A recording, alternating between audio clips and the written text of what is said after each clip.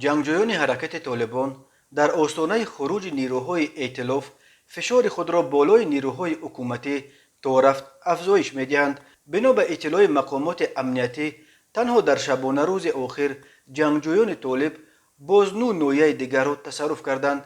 با گفته این منابع، نیروهای دولتی توانستند روز 21 ایون طالب‌ها را از دو ناحیه ولایت تخار بیرون اندازند. جنگجویان طالب روز 21 ایون همچنان پایگاه حربی اردوی دولتی افغانستان در ولسوالی خوشی ولایت لوغر و روز 22 ایون شیرخان بندر، بزرگترین گذرگاه گمرکی و سرحدی در مرز افغانستان با تاجیکستان را که در تجارت بین دو کشور نقش کلیدی دارد اشغال کردند. ولایت با تاجیکستان هم مرز قندوز در یک وضعیت سخت قرار گرفته است.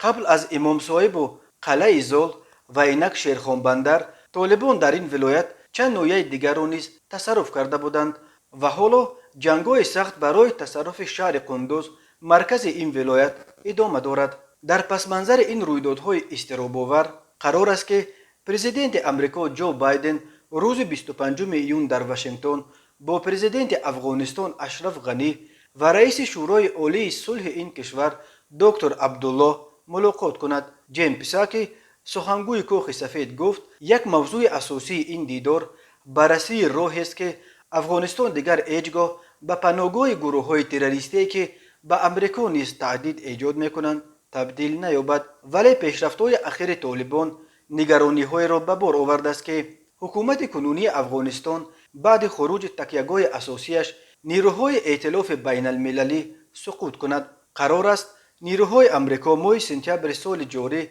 ترک افغانستان کنند. پرزیدنت افغانستان اشرف غنی در پس منظر پیشرفت‌های اخیر طالبان مجبور شد که ژنرال بسم الله خان محمدی، یکی از یاران احمدشاه مسعود را اخیراً وزیر دفاع تعیین کند.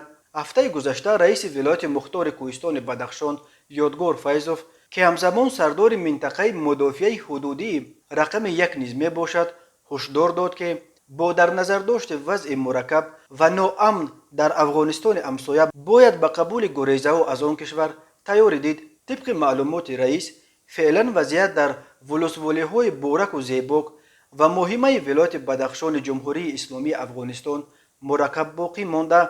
گروه‌های تندرو اکثر منطقه‌های هممرز با تاجیکستان را در حدود این ولایت پرره یا قسماً تصرف کردند.